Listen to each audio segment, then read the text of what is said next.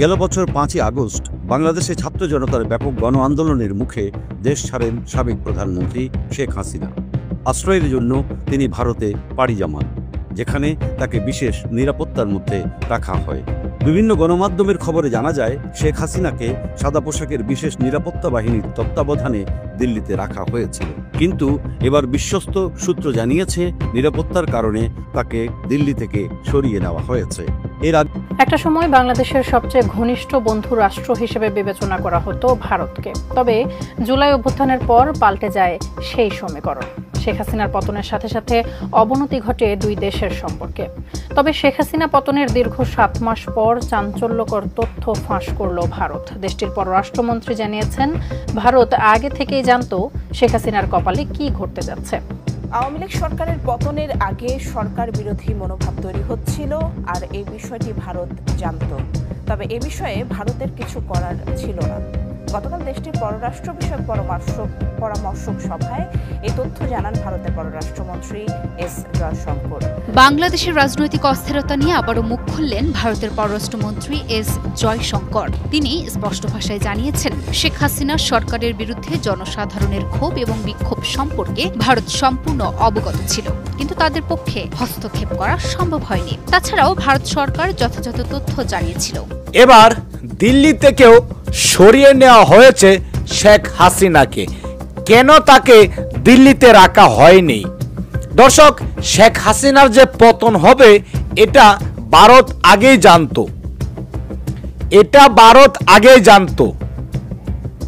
দেখেন তাদের ভিতরে কতটুকু মিল ছিল, তাদের ভিতরে আত্মার টান ছিল। শেখ হাসিনার পতন হবে সেটা মোদি আগে থেকে জানতো, কিন্তু কোনো কিছু করতে পারলো না। অনেক চেষ্টা করেছিল শেখ হাসিনাকে ক্ষমতায় রাখার জন্য, কারণ শেখ হাসিনাকে ক্ষমতায় রাখলে বাংলাদেশটা ভারতের, আর ভারতের দাদা বাবুরা বাংলাদেশে রাজ্য চালাতে পারবে, নিজের মতো চালাতে পারবে, আলেমদেরকে গ্রেপ্তার করে জেলে ঢুকিয়ে রাখতে পারবে, কিন্তু জনগণের উপরে কোনো মাইর নাই।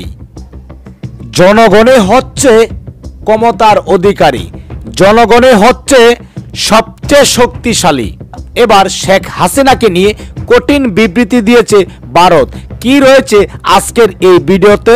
কে কোন জেলা থেকে আজকে আমাদের এই ভিডিওটি দেখছেন অবশ্যই কমেন্টসের মাধ্যমে জানিয়ে দিন।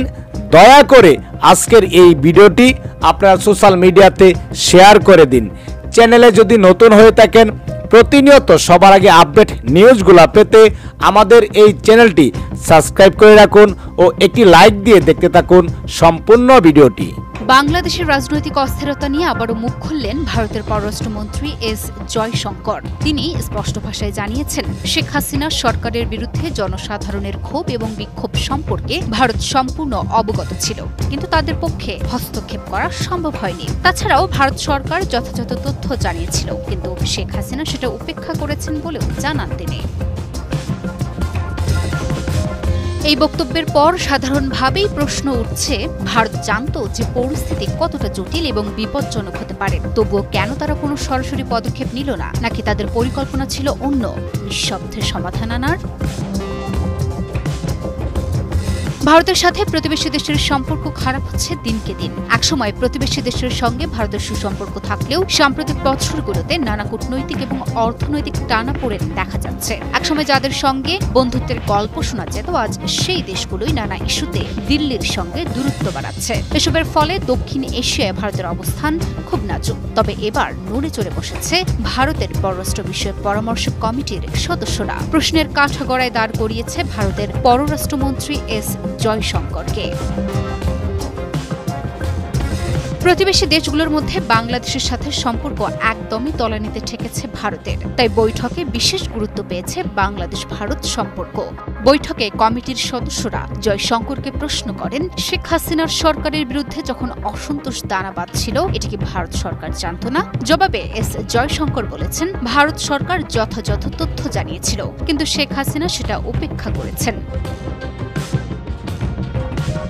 এই বক্তব্যে যেন একটি নিজস্ব অবস্থান গঠন করতে চাওয়া হয়েছে, যেখানে ভারতীয় সরকারের অবস্থান একটু নরম দেখানো হয়েছে। বিশেষ করে প্রতিবেশী দেশের রাজনৈতিক পরিস্থিতির বিষয়ে ভারত যে হস্তক্ষেপ করে না সেটাই কৌশলে বোঝাতে চেয়েছেন এস জয়শঙ্কর। কিন্তু ইতিহাস তো বলছে ভিন্ন কথা। আওয়ামী লীগকে পুঁজি করে ভারত বরাবরই বাংলাদেশে একটি প্রভাবশালী অবস্থান বজায় রেখেছে। তাদের পুঁজি করা দলটির যখন পতন, তখন যেন একটু সাধু সাজারি চেষ্টা পররাষ্ট্রমন্ত্রীর, যেন ঠাকুর ঘরে গিয়ে আমি তো কলা খাইনি এর মতো।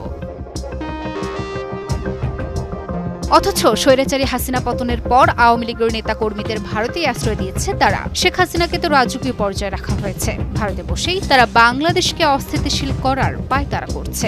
ভারতে বসেই হাসিনা অনলাইনে ভাষণ দিচ্ছেন। এমনকি আওয়ামী লীগের নেতা কর্মীদের কেউ কেউ ভারতের আধার কার্ডও নিচ্ছে, যেগুলো কিনা স্থানীয় বাসিন্দাদের জন্য। নিজের গা বাঁচানোর জন্য পররাষ্ট্রমন্ত্রীর এই বক্তব্যে ভারতীয় সরকারের এক ধরনের দ্বৈততা স্পষ্টভাবে ফুটে ওঠে। যেহেতু বাংলাদেশ ভারতীয় উপমহাদেশের একটি গুরুত্বপূর্ণ প্রতিবেশী দেশ, তাই এই পরিস্থিতি ভারতের স্বার্থের সঙ্গে জড়িত। কিন্তু তারপরও যদি ভারতীয় সরকার শুধুমাত্র তথ্য জানিয়ে থেমে থাকে, তাহলে তো জনসাধারণের মনে এমনিতেই প্রশ্ন ওঠে, এটি কি শুধুমাত্র কূটনৈতিক চ্যালেঞ্জ, নাকি এর পেছনে কোনো গভীর কৌশল লুকিয়ে আছে? এছাড়াও ভারত বাংলাদেশ সম্পর্কে ভারতের পররাষ্ট্রমন্ত্রী এস জয়শঙ্কর বলেছেন, বাংলাদেশের বর্তমান অন্তর্বর্তী সরকারের সঙ্গে সম্পর্ক স্বাভাবিক করার চেষ্টা করছে, কিন্তু ওখানকার অভ্যন্তরীণ পরিস্থিতির কারণে করা যাচ্ছে না।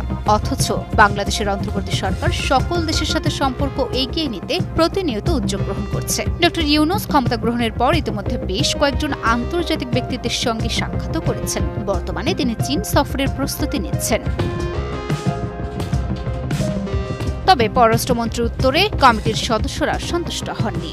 বেশিরভাগ রাজনৈতিক দলের সংসদ সদস্যদের নিয়ে পররাষ্ট্র বিষয়ক পরামর্শ কমিটি গঠিত হয়েছে। 22 মার্চের ওই বৈঠকে কংগ্রেসের মনীষ তেওয়ার, মুকুল ওয়াসনিক, শিবসেনার প্রিয়াঙ্কা চাতুর্বেদী, তামিলনাড়ুর ভাইকো সহ আরো কয়েকজন উপস্থিত ছিলেন। বাংলাদেশ ইস্যু ছাড়াও তারা মিয়ানমারের গৃহযুদ্ধ ও এই নিয়ে ভারতের প্রস্তুতি এবং দক্ষিণ এশিয়ার জোট সার্কের পুনর্জাগরণ নিয়ে আলোচনা করেন। করছিলেন, যেখানে বেশ কিছু প্রভাবশালী ভারতীয় রাজনীতিবিদের বাড়িও রয়েছে। তবে এবার বিষয়টি গুঞ্জনের পর্যায়ে নেই। দিল্লির একটি জাতীয় দৈনিকের তথ্য অনুযায়ী শেখ হাসিনাকে এখন স্ট্যান্ড কমান্ডের একটি বিশেষ নিরাপত্তা জোনে রাখা হয়েছে। যদিও এই বিষয়ে ভারতীয় প্রশাসনের পক্ষ থেকে কোনো আনুষ্ঠানিক মন্তব্য এখনও পাওয়া যায়নি। বিশ্লেষকরা মনে করছেন, বাংলাদেশ ও ভারতের সাম্প্রতিক কূটনৈতিক পরিস্থিতি এবং নিরাপত্তার বিষয়টি মাথায় রেখেই শেখ হাসিনাকে অন্যত্র সরিয়ে নেওয়া হয়েছে। তবে তাকে কোথায় নেওয়া হয়েছে এবং তার ভবিষ্যৎ পরিকল্পনা কি, এ নিয়ে স্পষ্ট কোনো তথ্য পাওয়া যায়নি। পরামর্শক সভায় এই তথ্য জানান পররাষ্ট্রমন্ত্রী এস জয়শঙ্কর। শনিবার স্থানীয় গণমাধ্যম দ্য হিন্দুর প্রতিবেদনে উঠে এসেছে এ তথ্য। সে সভায় পররাষ্ট্রমন্ত্রী আরও জানান, শেখ হাসিনার পতনের আগেই তার বিরুদ্ধে গড়ে ওঠা বিক্ষোভের কথা জানা থাকলেও এ বিষয়ে হস্তক্ষেপ করা সম্ভব ছিল না ভারতের জন্য। জয়শঙ্করের বক্তব্যে উঠে আসে সার্ক প্রসঙ্গ। জানান, আলোচনার বাইরে নয় এই সংস্থাটি। আপাতত এই সংস্থাটি স্থগিত থাকলেও ভবিষ্যতে সার্ক সচল হতে পারে বলে দেশটির সংসদ সদস্যদের জানান তিনি। তবে আসন্ন বিমস্টেক সম্মেলনে ডক্টর ইউনূস এবং নরেন্দ্র মোদীর মধ্যে কোনো বৈঠক হবে কিনা সে বিষয়ে সুস্পষ্ট কোনো তথ্য দেননি তিনি। ইউনূস প্রসঙ্গে কথা উঠলে প্রধান উপদেষ্টার আসন্ন চীন সফরের কথা বলেন এই কূটনীতিক। এই সফরে চীনের সাথে একাধিক চুক্তি সইয়ের কথাও আছে। এ বিষয়ে জয়শঙ্কর বলেন, চীনের সাথে শত্রুতা নেই ভারতের, তবে দেশটিকে প্রতিদ্বন্দ্বী হিসেবে দেখছে দিল্লি। বাংলাদেশ ছাড়াও মিয়ানমার, মালদ্বীপ, শ্রীলঙ্কা ও পাকিস্তানের নানা বিষয়ে কথা বলেন জয়শঙ্কর। দর্শক শ্রোতা ও আমার কলেজের ভাই ও বোনেরা, আপনারা সেই ভিডিওটি দেখতে পারলেন। সেই ভিডিওটি দেখার পর যদি আপনার মনে কোনো মন্তব্য থাকে, অবশ্যই কমেন্টসের মাধ্যমে জানিয়ে দিন। দয়া করে আজকের এই ভিডিওটি আপনার সোশ্যাল মিডিয়াতে শেয়ার করে দিন। সবাই ভালো থাকুন, সুস্থ থাকুন। দেখা হবে আবারও পরবর্তী নতুন একটি আপডেট নিউজ নিয়ে। আল্লাহ হাফেজ। বাংলাদেশ জিন্দাবাদ।